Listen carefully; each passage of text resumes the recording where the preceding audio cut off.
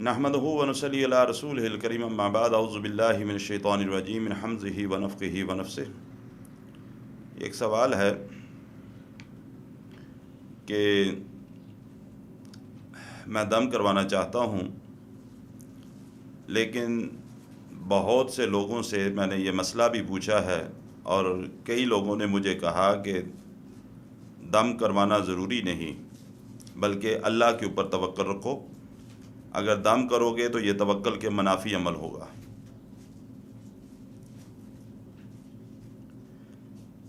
دیکھیں میرے بھائی، بات یہ ہے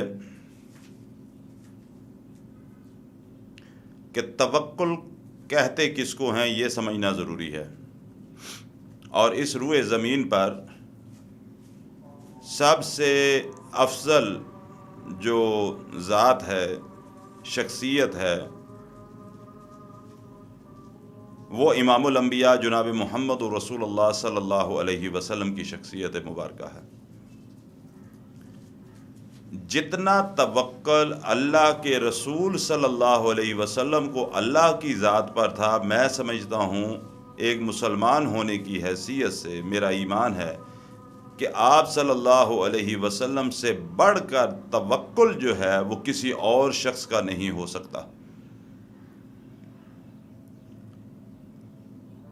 اور اگر دم کرنا یا دم کروانا توکل کے منافی عمل ہوتا تو اللہ کے نبی جناب محمد رسول اللہ صلی اللہ علیہ وسلم خود اپنی حیات طیبہ میں نہ کسی شخص کو دم کرتے اور نہ ہی آپ صلی اللہ علیہ وسلم کسی سے خود دم کرواتے۔ اس حوالے سے میں تفصیل سے پہلے گفتگو کر چکا ہوں کہ اللہ کے نبی صلی اللہ علیہ وسلم نے اپنی حیات طیبہ میں کئی لوگوں کو دم کیا، اور پھر آپ صلی اللہ علیہ وسلم نے اپنی حیات طیبہ میں خود بھی دم کروایا۔ آخری دم آپ صلی اللہ علیہ وسلم کا جو اما عائشہ رضی اللہ تعالی عنہا نے آپ صلی اللہ علیہ وسلم کو اپنی زندگی کی آخری بیماری کے دوران کیا،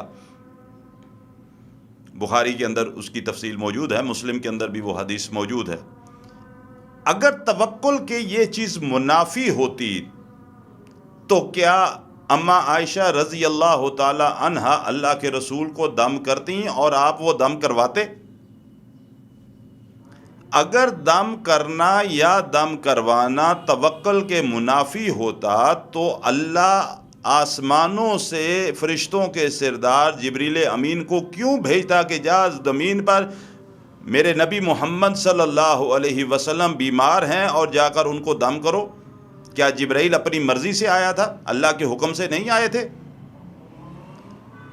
اور جب جبرائیل آئے اور انہوں نے اللہ کے رسول صلی اللہ علیہ وسلم کو دم کیا اور آپ نے دم کروایا، تو اس کا مطلب ہے یہ توکل کے منافی عمل نہیں تھا۔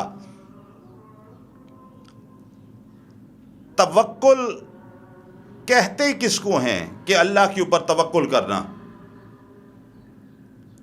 ایک بات کو اچھی طرح اپنے ذہنوں میں رکھیں کہ ہر فائدہ پہنچانے والی چیز کو حاصل کرنے اور ہر قسم کے نقصان والی چیزوں سے بچنے کے لیے اللہ کی ذات پر بھروسہ کرنا، اعتماد رکھنا، یہ توکل کا نام، اور یہ ایمان کی لازمی شرائط میں سے ہے۔ اور مطلب کیا ہے توکل کا؟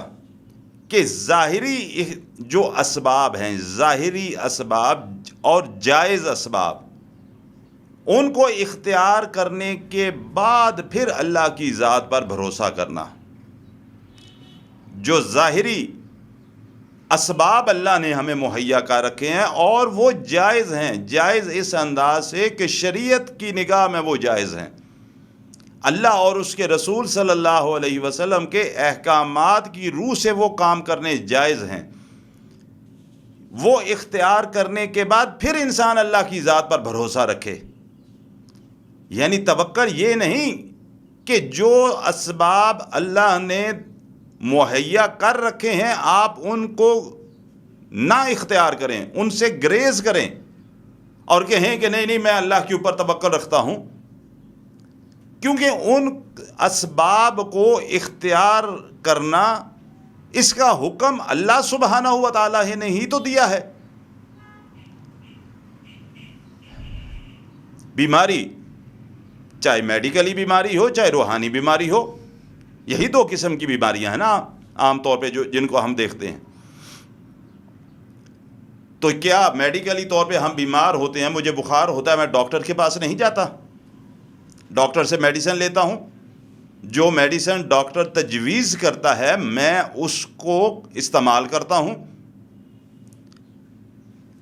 اگر یہ توکل کے منافی ہوتا، یا اگر میں دم کروانا ہی صرف سمجھتا ہوں کہ وہ توکل کے منافی ہے، تو پھر ڈاکٹر کے پاس جانا جو ہے وہ کہاں کا جائز ہو گیا؟ یہاں بھی میں اللہ کے اوپر توکل رکھوں نا، میں ٹھیک ہے جی میرا توکل ہے، میں نے کوئی ڈاکٹر کے پاس نہیں جانا، گھر ہی لیٹا رہوں گا، خود ہی بخار جب چاہے گا اترے گا، جب چاہے گا چڑھے گا۔ وہاں تو میں دنیا کے ہر اچھے سے اچھے ڈاکٹر کے پاس جاتا ہوں، اچھے سے اچھے اسپیشلسٹ کو ملتا ہوں، اچھے سے اچھے نسخے تجویز کرواتا ہوں اور پھر ان کے مطابق اپنا علاج کرواتا ہوں۔ اور دم کی باری آتی ہے تو صرف ہم کہتے ہیں نہیں نہیں یہ توکل کے منافی ہے۔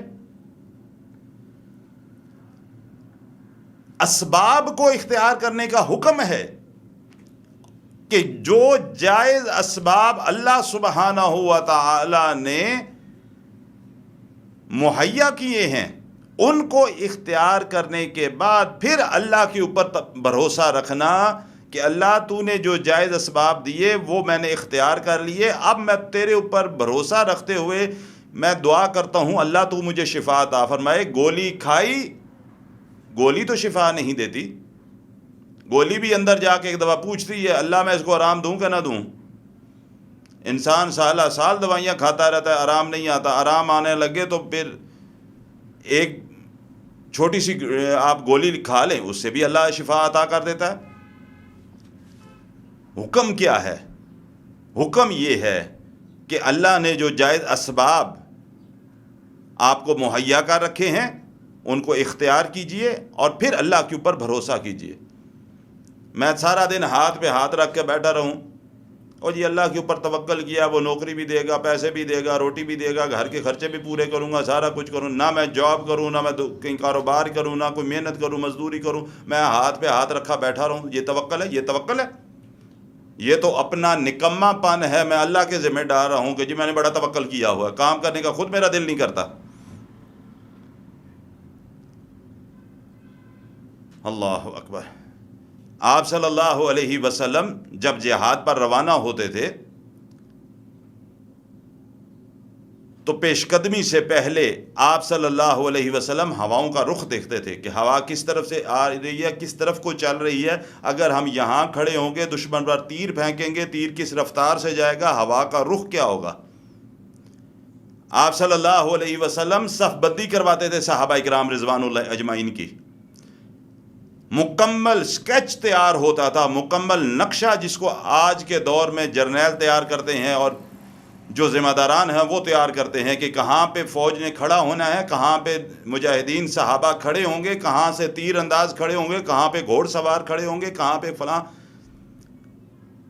یہ سارے کے سارے اسباب اختیار کرنے کے بعد پھر آپ صلی اللہ علیہ وسلم ہاتھ اٹھا کے اللہ سے دعا مانگتے تھے، اللہ جو تھا میں سارا کچھ اکٹھا کر کے لے آیا ہوں، اپنے علم کے مطابق تیری توفیق سے میں نے سب کچھ کر دیا ہے، اللہ اب تو مدد فرما۔ یہ ہوتا ہے توکل۔